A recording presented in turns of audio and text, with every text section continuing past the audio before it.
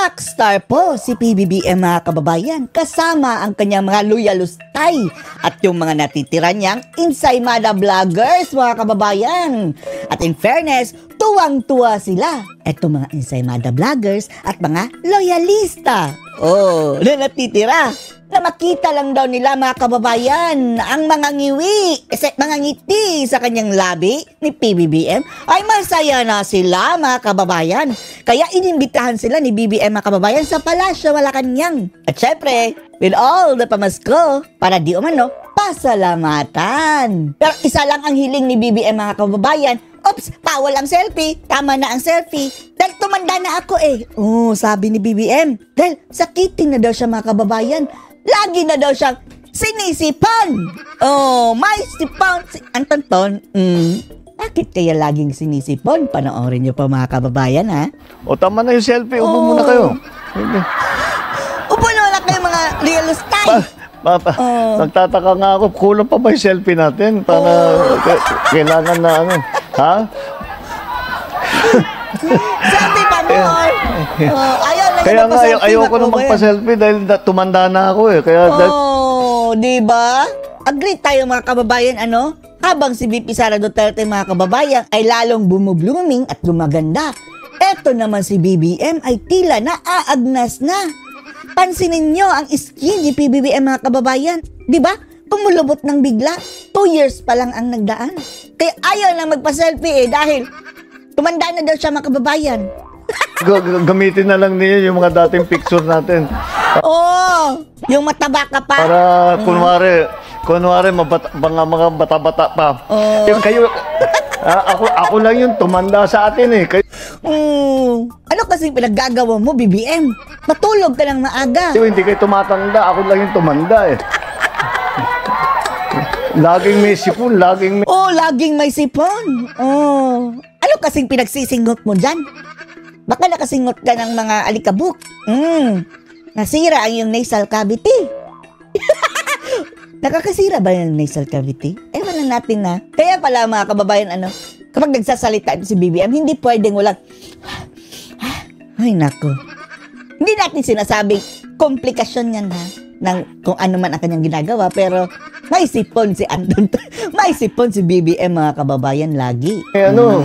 Laging may karamdaman. Pero anyway, Merry Christmas sa inyo lahat at nagpapasalamat ako. Eto na mga kababayan. Pakonti na lang sila na pakonti. Dati-dati punuan din sila mga kababayan eh. Eto mga natitirang mga loyalustay mga kababayan na pikit mata ha sa mga nangyayari ngayon sa ating bansa. Nakarating kayo sa ating konting Siyempre, masaya mga kababayan dahil mayroong mga pamaskong matatanggap. Konting selebrasyon, konting pagpakilala at matagal na tayong hindi nagsama-sama. Sama-sama tayong babangan muli. Nabubo lahat tayo. Nabubo, Nabubo lahat tayo. Kayo lang, nabobo dyan. Siyempre, dahil nung nakaraan, very intense yung ating mga ginagawa. Ngayon mga kababayan, aalagaan na yan nila yung mga natitiran nilang loyalista. Loyalista. Dahil pakonti lang ng pakonti ang mga supporter ni BBM mga kababayan eh. Habang tumatagal, yung iba naiinis pa nga sa kanila, yung mga hardcore loyalista mga kababayan, Elizabeth Oropesa and company mga kababayan, yung loyalista ng kanyang ama. Dismayado dito kay Ngagnag. Kaya marami tayong trabaho. At yung iba namulat na mga kababayan. Ikinakahiya na nga nila eh. Ang pagiging suporta ng mga Marcos dati dahil dito kay BBM o pinagagawa ni BBM. Siguro, ngayon, iba. Hindi na pareho, hindi na kampanya, hindi na eleksyon. Kaya nagbabago talaga yan. Wala na rin pakialam sa mga supporters ng mga kababayan. Kaya ipinilit namin. Ngayon, humahanap ng kakampi. Kahit papano, na makipagkita sa inyo. Para naman, makapagpasalamat kami sa... At may mission din sila mga kababayan. Andyan si Madam si Admiral. Ay, naku, inyong tuloy-tuloy na pagsuporta sa amin, Pamilya Marcos, sa administrasyon ko, Rockstar. at sa lahat ng ating mga ginagawa para tulungan ang taong bayan. Diyos mio, tulungan ang taong bayan. Kasasabi mo lang kanina, Hana, disidudo kang zero budget ang subsidy ng PhilHealth dahil sabi mo, ang daming extra. Hindi mo mapagsabihan yung tao mo sa PhilHealth na ikaw ang nag-appoint na ayusin yung pagmamanage dyan sa PhilHealth. Kinuha nila mga kababayan yung subsidy na dapat sa PhilHealth. Yan po lahat ang ating yan lang naman ang ating layunin na makatulong. Laging hinihingal, laging sinisipon. At kaya naman tayo nagkaisa, kaya naman tayo ay nagsama-sama. Sama-sama tayong babangag. Dahil in fairness mga kababayan, ang ngipin ni BBM ay isang dilawan. pareho ang lahat ng ating mga pinag-iisip. Makakilala ba tayo dito sa kanya mga loyalustay? At mga vloggers niya mga kababayan? Naman na natin, hindi natin kilala yung mga vloggers niya. Kung paano pagandahin ng Pilipinas, wow! Kung paano pagandahin ang buhay ng kayo lang ang gumanda ang buhay. bawat Pilipino. Bawat Pilipino, mukha mo. Yan ang ating isinigaw noong kampanya. Budol! Budol mga kababayan. Ang ating lagi hanggang ngayon na naghahanap ng mga bagong pamamaraan. Kaya naman, kaya naging matibay ang ating pinagsamahan. Matibay ang pinagsamahan. Winasak mo nga. Yung number 1 katande mo na si VP Sara. Winasak mo, BBM. Dahil hindi lamang, dahil tayo magkakaibigan, kung hindi...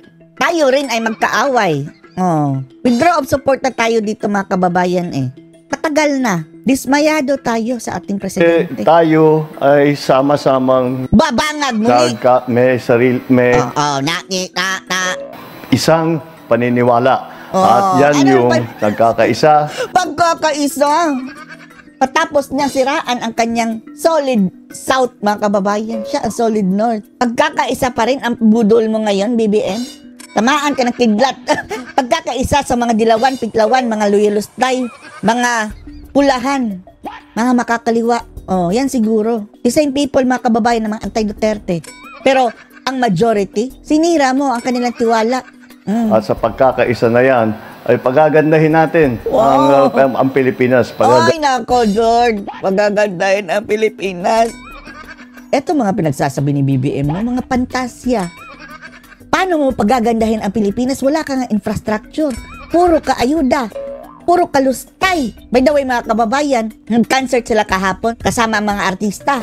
Andun pa nga si Vice Ganda. Ngayon naman, mga kababayan, another party na para talagang nag-Golden Globes Award, mga kababayan. Courtesy ng RTVM, PCO, Diyos mio.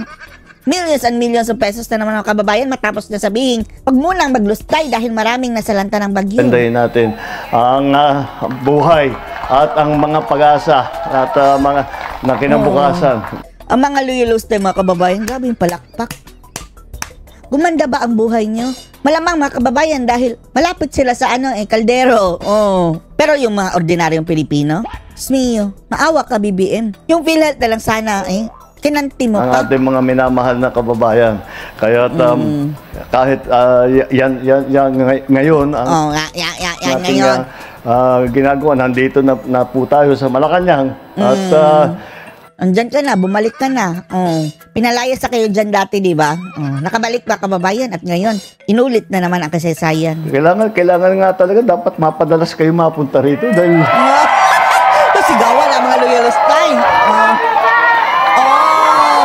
Kasi kayo... Palakpakan. Ngayon mga kababayan, ang dami ng mga pamasko sa kanila. Kasi...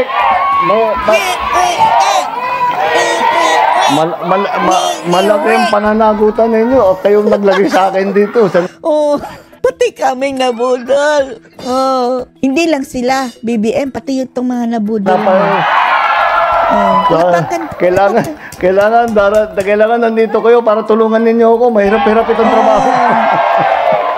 Huwag kang mag-imbit na BBM sa lahat ng bumoto sa'yo dahil karamihan na sa mga bumoto sa'yo, kung papupuntahin mo dyan sa Malacanang, baka masipa ka. Marami sila. Kaunti na lang yung mga loyalustay mo. Hindi, nandiyan, nararamdaman ko naman kayo kahit di tayo masyadong nagkikita. Budol. Nararamdaman ko naman kayo. At Sa iyong pantasya na naman. Oh. nakikita ko naman yung inyong ginagawa na patuloy ang pinaglalaban, ang ikabubuti ng ating bansa, pinaglalaban. Ano ba yung pinagsasabi niyang pinaglalaban, ikabubuti ng bansa, no? Mas ang katotohanan, pinaglalaban. Wow, katotohanan ng mga kasinungalingan mga kababayan na pinaggagawa ngayon. Number one, mabubudol nga eh. Speaking about katotohanan. Ang katarungan. Katarungan na injustice na ngayon mga kababayan, yung Quadcom. Oh. Yung ginagawa ng kongreso nyo, katarungan pa ba yan? Pati budget ngayon mga kababayan, binalahura? Yan naman talaga ang ating, yan naman talaga ang mahalaga sa ating lahat. Kaya natutuwa ako na kahit papano, nakahanap tayo ng kaunting panahon para magsama-sama. Sama-sama kayong babangag. Ano masasabi nyo dito mga kababayan?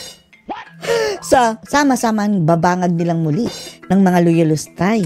At ang sabi pa niya, tumanda na siya dahil sa kitin. Lagi daw siyang sinisipon mga kababayan. Ano kaya ang dahilan? Anong masasabi niya dito? Post your comments below.